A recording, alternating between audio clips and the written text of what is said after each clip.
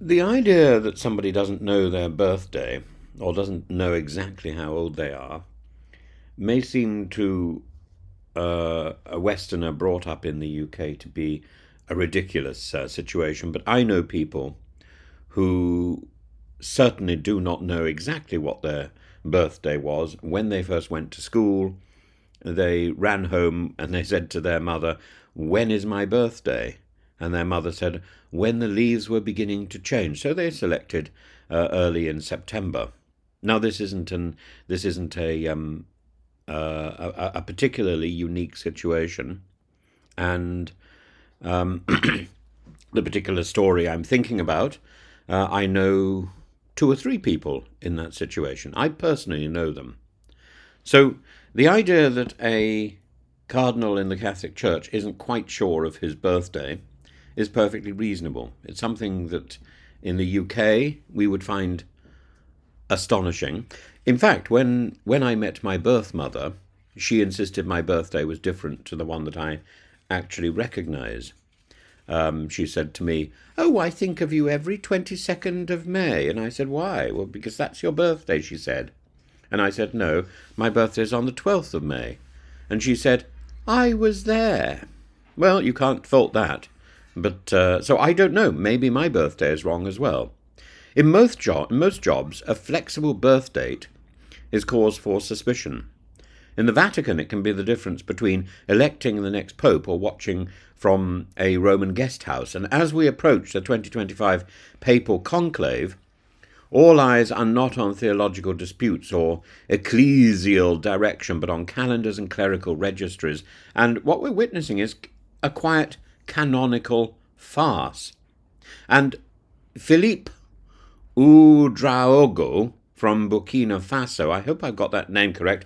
I'm getting into a lot of trouble at the moment for mispronouncing people's names, but I mean, it will continue. I mispronounce names as a sort of routine, I think. It's not intentional, it just happens. A man revered for interfaith dialogue, pastoral courage, quite on the conservative wing, but apparently his command over time itself seems also to be one of his issues. Until last year, the Vatican's own directory listed his birthday as the 25th of January 1945. That would now make him 80 years old, too old to vote. But in this year's Annuario Pontificio, his birth date miraculously becomes the 31st of December 1945, 1 year younger, just under the wire. The discrepancy has prompted questions, jokes, theological bemusement. Italian newspapers have dubbed him the cardinal who stopped time, but the explanation is tragically human. Born in a rural village without hospitals or formal record keeping, Ouédraogo never knew his birthday. At seminary, he picked one. Later, a state registry assigned him another, 31st of December, and the bureaucrat's favourite placeholder is precisely the what he's turning to now. His passport reflects this, and so now officially does the Vatican. So is this a scandal? Is it absurd? Unquestionably. The deeper issue is not Ouédraogo's paperwork, but the rigidity of the rule itself. Since 1970 and Paul VI reforms, the barring of cardinals aged 80 or over from voting in the conclaves has been a routine, and this was a well-meaning measure designed to prevent gerontocracy. But it's increasingly a blunt instrument. Age is a poor proxy for relevance, insight, or indeed orthodoxy.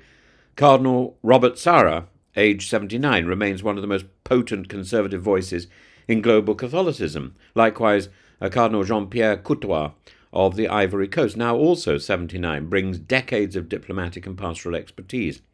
But one tick of the clock and such men are removed from one of the most consequential decisions in global religion.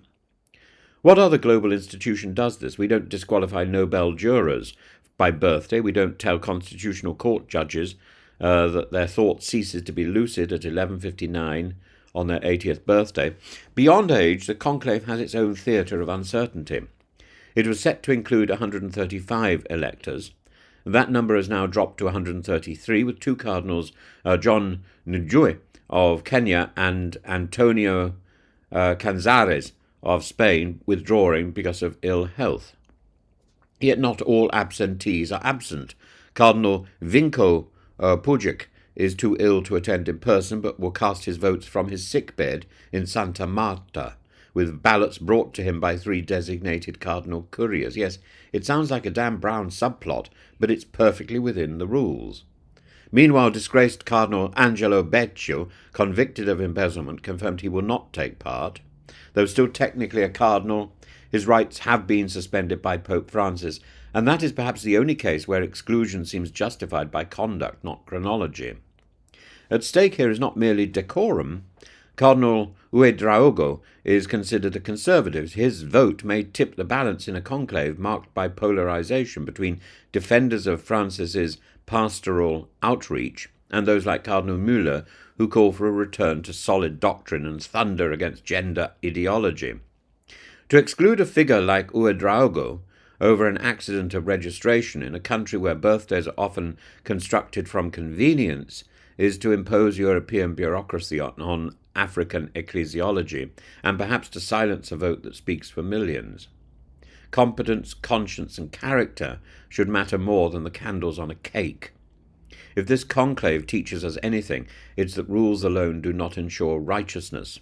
So, as the Sistine Chapel closes its doors on May the 7th and white smoke one day rises over St. Peter's Square, we should remember the next pope will not be chosen only by theology, but by timelines, typos, and sometimes cosmic consequences of human error, like the fly on the letter in Brazil, if only the Holy Spirit also managed the Vatican's date of birth database.